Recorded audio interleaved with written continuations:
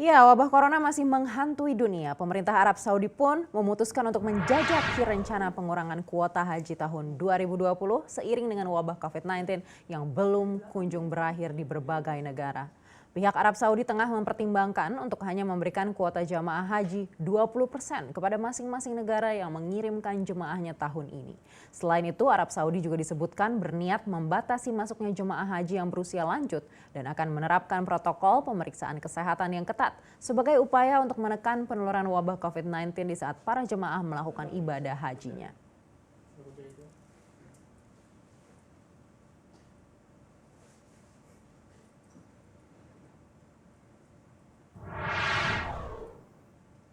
Selanjutnya kita akan update data terkini dari penyebaran virus corona di dunia. Daniel Wiguna akan menyampaikannya untuk Anda. Daniel?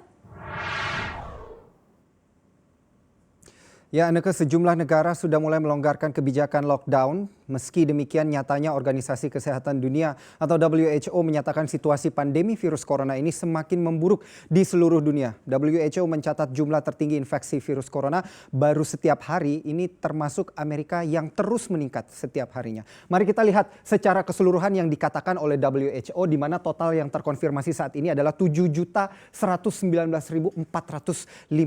Kalau WHO bilangnya it doesn't getting any better atau tidak membaik sama sekali. Karena jumlah penyebaran di Amerika Serikat sendiri berada di angka 1,9 juta dan juga diikuti dengan Brasil sekitar 707.000, Rusia 476.000, UK atau United Kingdom 288.000, diikuti dengan India, Spanyol, Italia, Peru, Prancis, Jerman, Iran, Turki, Chile, dan Meksiko, dan beberapa negara lainnya yang jumlah total kasus penyebarannya berada di angka 100.000 kasus. Ini menjadi menarik untuk diperhatikan karena akan ada sentimen reopening ekonomi yang membuat ekonomi dan juga kegiatan atau geliat ekonomi terutama pasar modal ini kembali meningkat. Tapi apakah ini cukup bijaksana atau cukup urgent bagi dunia kesehatan? Karena seperti yang WHO katakan, it doesn't getting any better. Kita lihat di penyebaran di seluruh dunia di sini, di mana tentunya Amerika menjadi wilayah yang menjadi epicentrum dari penyebaran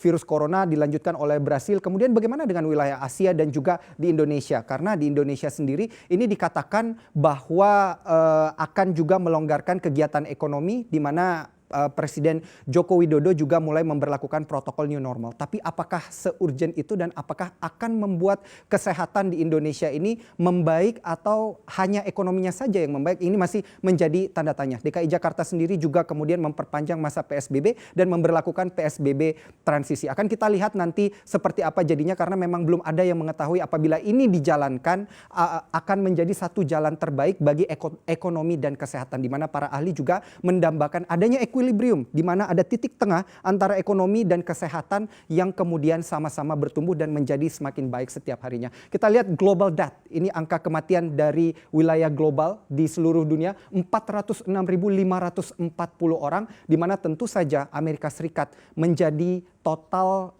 memberikan total angka kematian tertinggi, yaitu sekitar 111.000 jiwa yang sudah meninggal. Dilanjutkan dengan UK 40.000 jiwa, sekitar 40.000 jiwa. Brasil yang berada di posisi kedua untuk total kasus penyebaran, ternyata total kasus kematian berada di posisi ketiga, 37.000, dan dilanjutkan dengan Italia, Prancis, Spanyol, Meksiko, Belgia, dan Jerman.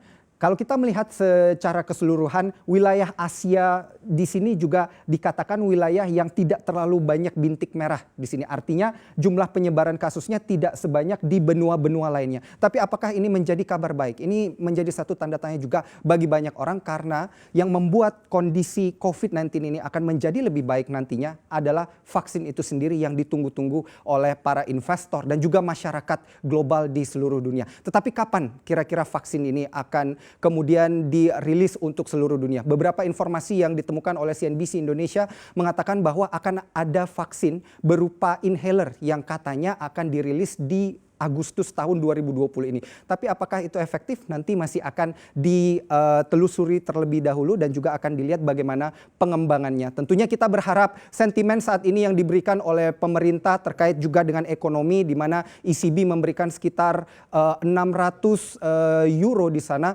600 miliar euro di sana untuk membantu ekonomi agar tetap berputar. Begitu juga dengan Amerika Serikat yang melakukan yang sama-sama dengan Eropa melakukan quantitative easing menyelamatkan ekonomi. Akan kita lihat nanti bagaimana kelanjutan daripada upaya ekonomi dan kesehatan untuk melawan virus COVID-19.